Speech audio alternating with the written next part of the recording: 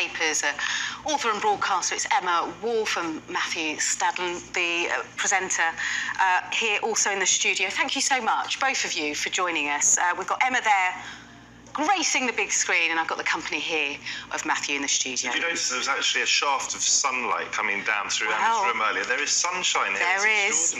And I'm really glad you mentioned that, because lovely, Emma, you have picked out a story about, well, it's feeling a bit like February than August, isn't it? And it's having its toll, isn't it, on trade across the country?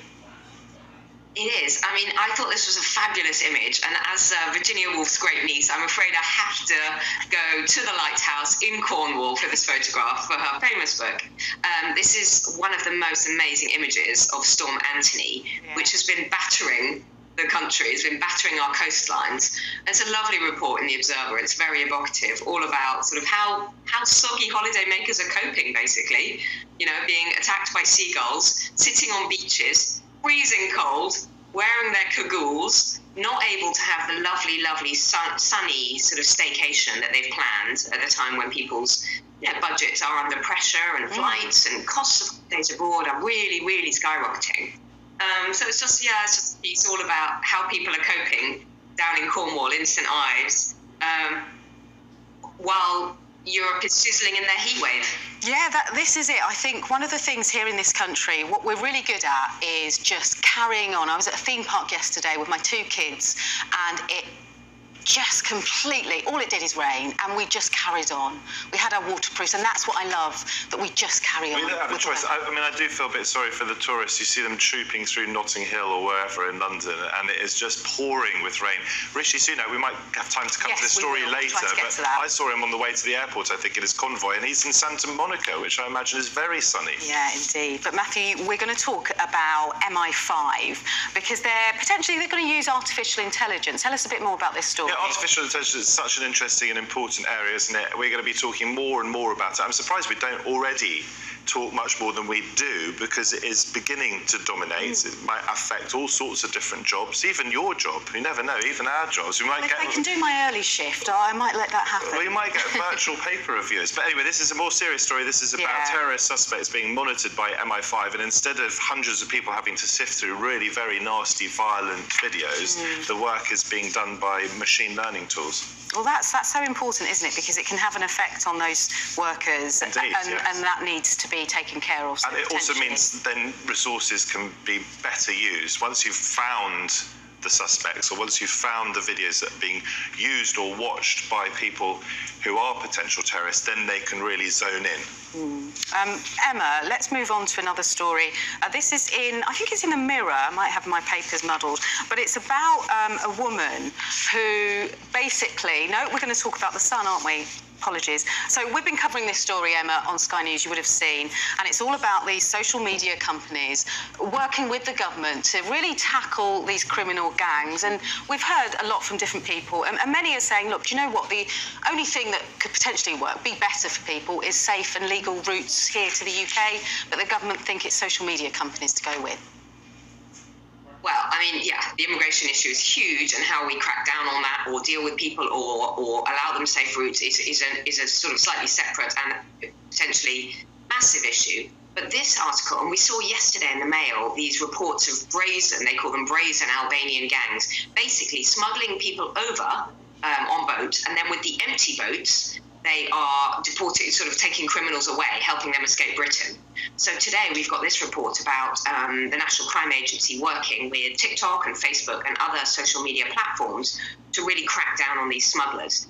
They have adverts online, glossy adverts offering people discounts, offering free spaces for children to come over on boats, even offering them fake papers to try and lure migrants over.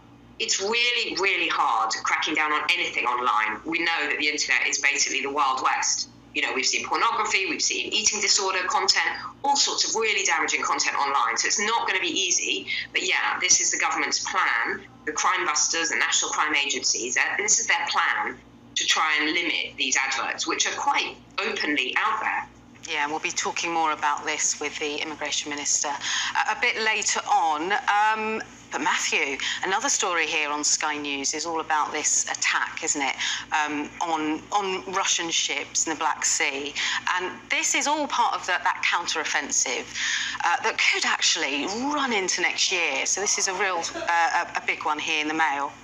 Yeah, this is a second drone strike, I think, at sea by the Ukrainians in the space of 24 hours. And why it's significant is because it is showing that Ukraine can really counter-punch very hard indeed using the technology of drones.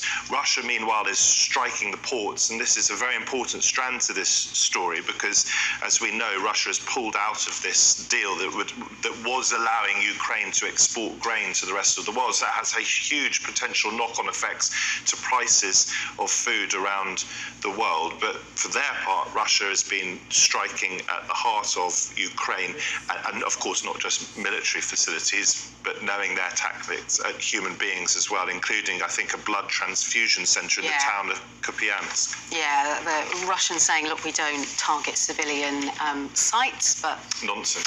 There we go.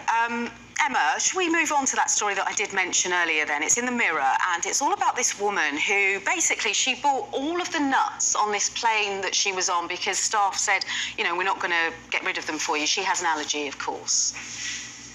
Yeah, I mean, it's a light-hearted story, but it's also really, really serious because we know that nut allergies can be potentially life-threatening. Do you remember the case in 2016 of Natasha Etnan-Laperouse, who died from a sesame seed allergy? She bought a sandwich at Heathrow, I think it was, and died from that allergy. So this is a woman, she was on a Eurowings budget flight, I think Dusseldorf to London. And she said to the staff, I'm severely allergic to nuts. It's a lifelong allergy that she'd had. Can you ask passengers, can you make an announcement? Can you ask passengers not to buy them or to eat them? And they said they couldn't. They dismissed her concerns. They said they couldn't. So she was forced to buy up all 48 packets of nuts, costing £3 each. So it cost her £150, which was 3 times the cost of her budget flight. And in order to make sure that no one would eat them. Yeah, I mean, it's quite remarkable that this wasn't taken seriously enough, Matthew. Yeah, it's scary, and I think it's just one of those things that it behoves all of us to be aware of, that people do suffer very seriously from certain nut allergies, and we all have to take it seriously. We're going to stay with you, Matthew. This is a... Oh, go, Emma, sorry, go ahead. I was just going to say, I mean, she's asking for a refund on her ticket, and she's taking it further with the company. But they're saying, well, passengers can bring anything they like on board. We can't control all this potential allergic triggers. You know, we do have medical staff trained, blah, blah, blah. So they've sort of responded, but maybe not in the way that she needs and wanted. Yeah, no comfort for her. Matthew, really briefly then. So Rishi Sunak, he's on holiday. You wanted to talk about this in the Sunday Times. Yeah, well, it was funny because I was driving into London the other day and it was absolutely torrential rain. And there, I think, was Rishi Sunak's convoy taking him to the airport to sunny Santa Monica, it turns out. And this is quite a fun story about a Soul Cycle class. I don't know whether viewers do Soul Cycle, but I haven't. Someone at such a class in Santa Monica thought Emma has. Someone at one of the classes thought that it was going to be Taylor Swift because there were all these TV crews or photographers and everything, and it turned out it was actually the British Prime Minister, as we know, is keen on cycling. I don't know if that's a letdown for them or not. We will never get to the bottom of that. Emma, thank you so much. Matthew, as always, thank you for joining me in the studio. Appreciate it. Well, still to come in the final hour of Sky News Breakfast. It's been a busy one, hasn't it? But we'll have more on the government hopes that social media firms can help tackle those channel crossings. More after the break.